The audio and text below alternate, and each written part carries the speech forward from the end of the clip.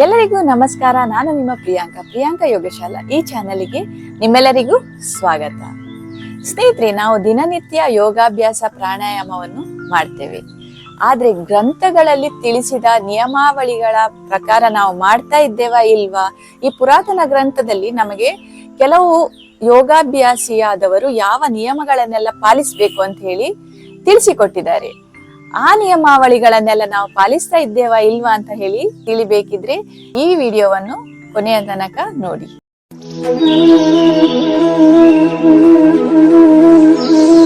ಸ್ನೇಹಿತರೆ, ಮೊದಲನೆಯ ನಿಯಮ, ಸ್ನಾನ ಹಾಗೂ ಶೌಚಾದಿ ಕರ್ಮಗಳನ್ನು ಮಾಡಿಯೇ ಯೋಗಾಸನ ಅಭ್ಯಾಸ ಮಾಡಿದ್ರೆ ಒಳ್ಳೆಯದು.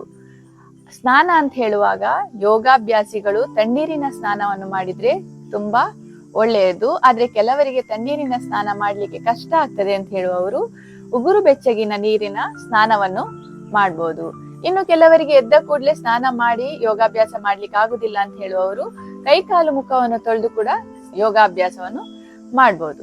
ಈಗ ಯೋಗಾಭ್ಯಾಸ ಆದ ಮೇಲೆ ಎಷ್ಟು ಸಮಯದ ನಂತರ ಸ್ನಾನ ಮಾಡ್ಬೋದು ಅಂತ ಹೇಳಿದ್ರೆ, ಯೋಗಾಭ್ಯಾಸ ಆದ ಮೇಲೆ ಅರ್ಧ ಗಂಟೆ ನಂತರ ಸ್ನಾನವನ್ನು ಮಾಡ್ಬೋದು.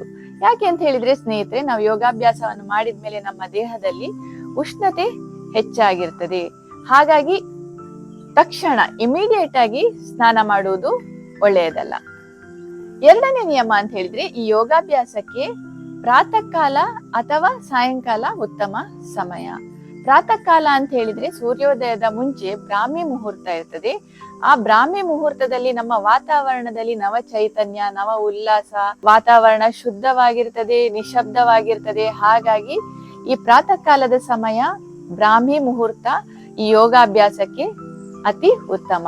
ಆದ್ರೆ ಕೆಲವರಿಗೆ ಬೆಳಿಗ್ಗೆ ಮಾಡ್ಲಿಕ್ಕೆ ಸಮಯಾವಕಾಶ ಇಲ್ಲ ಅಂತ ಹೇಳಿದವರು ಸಾಯಂಕಾಲ ಕೂಡ ಮಾಡ್ಬೋದು. ಸಾಯಂಕಾಲ ನಮ್ಮ ದೇಹ ಸಡಿಲವಾಗಿರ್ತದೆ, ಈಸಿಯಾಗಿ ಕೂಡ ನಮ್ಗೆ ಯೋಗಾಭ್ಯಾಸವನ್ನು ಮಾಡ್ಬೋದು.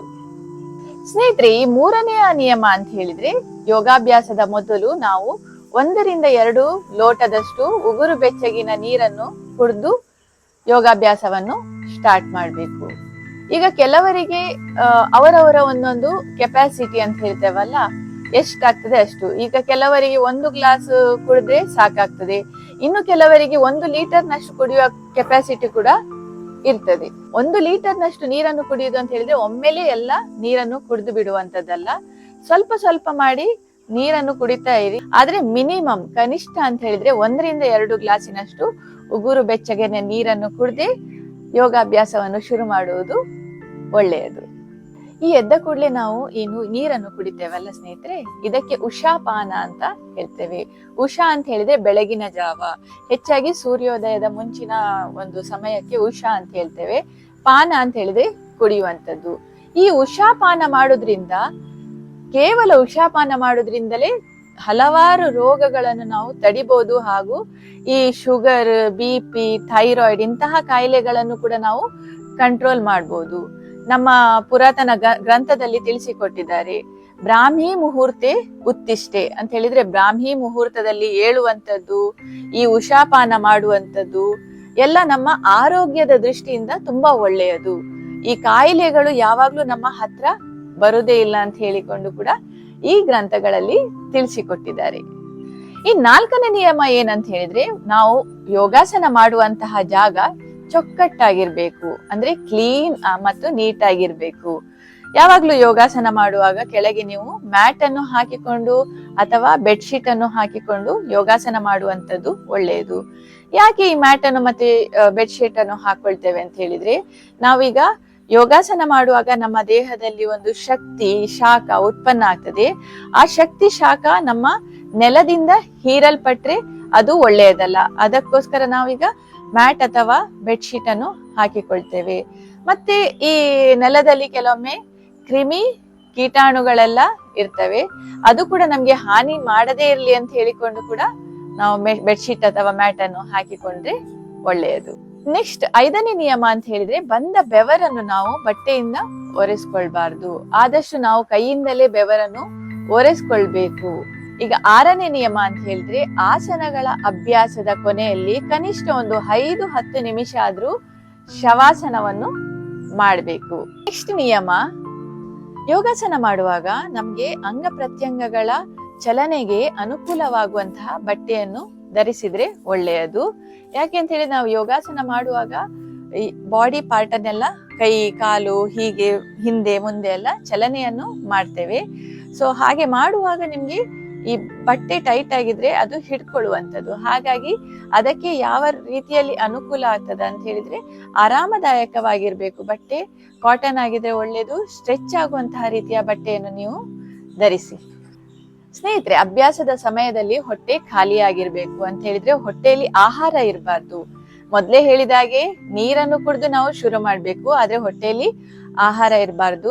ನೀವು ಆಹಾರ ತಿಂದಿದ್ದೀರಿ ಅಂತ ಹೇಳಿ ಆದ್ರೆ ಒಂದು 3-4 ಗಂಟೆಯ ನಂತರ ಅಭ್ಯಾಸವನ್ನು ಮಾಡ್ಬೋದು. ಯೋಗಾಭ್ಯಾಸ ಆದ ಮೇಲೆ ಕನಿಷ್ಠ 1 ಗಂಟೆಯ ಒಂದು ಅವಧಿ ಆದ ಮೇಲೆ ನೀವು ಆಹಾರವನ್ನು ತಗೊಳ್ಳುವಂಥದ್ದು ಒಳ್ಳೆಯದು. ಯೋಗಾಭ್ಯಾಸಿ ಆದವನು ಸಾತ್ವಿಕ ಆಹಾರವನ್ನು ತಿನ್ಬೇಕು. ಈ ಕರಿದ ಹುರಿದ ಮಸಾಲೆಯುಕ್ತ ಆಹಾರವನ್ನು ಹೆಚ್ಚಾಗಿ ತಿನ್ಬಾರ್ದು. ಆದಷ್ಟು ನೀವು ಅದನ್ನು ಕಡಿಮೆ ಮಾಡಿ. ಈ ಧೂಮ್ರಪಾನ ಮದ್ಯಪಾನ ಅದನ್ನೆಲ್ಲ ಮಾಡಲೇಬಾರ್ದು. ಮನಸ್ಸನ್ನು ಶಿಸ್ತುಗೊಳಿಸುವ ದೃಷ್ಟಿಯಿಂದ ಒಮ್ಮೆ ನಿಗದಿಪಡಿಸಿದಂತಹ ಸ್ಥಳ ಮತ್ತು ಸಮಯ ಚೇಂಜ್ ಮಾಡಬೇಡಿ. ಒಮ್ಮೆ ನಾವಿಲ್ಲಿ ಕುತ್ಕೊಂಡು ಯೋಗಾಭ್ಯಾಸವನ್ನು ಮಾಡ್ತೇನೆ, ಈ ಸಮಯಕ್ಕೆ ಮಾಡ್ತೇನೆ ಅಂತ ಹೇಳಿ ನೀವು ನಿರ್ಧಾರ ಮಾಡಿದ್ಮೇಲೆ ಅದೇ ಸಮಯಕ್ಕೆ ಅದೇ ಸ್ಥಳದಲ್ಲಿ ಯೋಗಾಭ್ಯಾಸವನ್ನು ಮಾಡುವುದು ಒಳ್ಳೆಯದು. ಯೋಗಾಭ್ಯಾಸದ ಸಮಯದಲ್ಲಿ ಮೂಗಿನಿಂದ ಮಾತ್ರ ಉಸಿರಾಡಿ.